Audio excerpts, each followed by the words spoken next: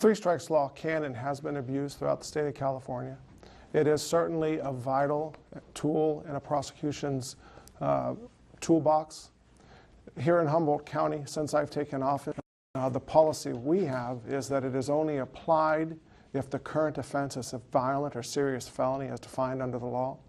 However, it is a very important tool for prosecutors to have to be able to take out dangerous people out of our streets and out of our community.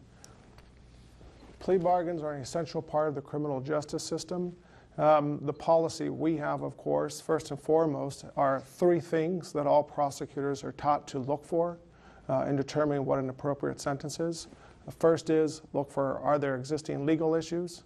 The second, are there factual issues? Third, are there equitable issues? All felony plea bargains are overseen by the probation department and the court.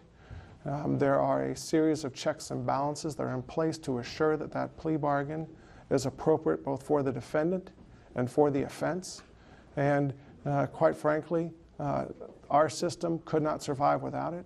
Plea bargains take up approximately 80 to 90% of all criminal cases throughout the state of California and the nation.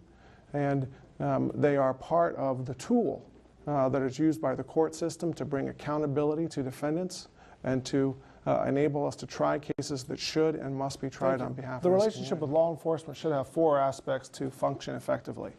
First place, there has to be oversight on the part of the district attorney's office. We are, after all, the top law enforcement agency, and I am the lead executive officer in the state of Humboldt County, excuse me.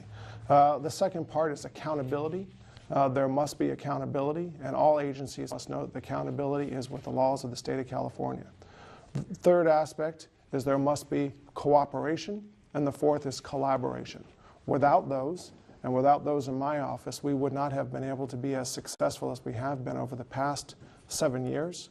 If one goes on to the California Attorney General's office, one will see that across the board, crime is down throughout Humboldt County, and it has gone down since I've been elected district attorney.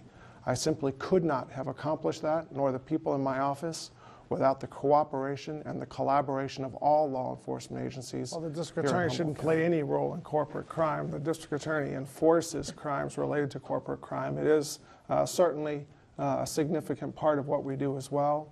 Since I've been in office, we initiated and created the Environmental and Consumer Offenses Unit. That attorney in that office is Krista McKimmey.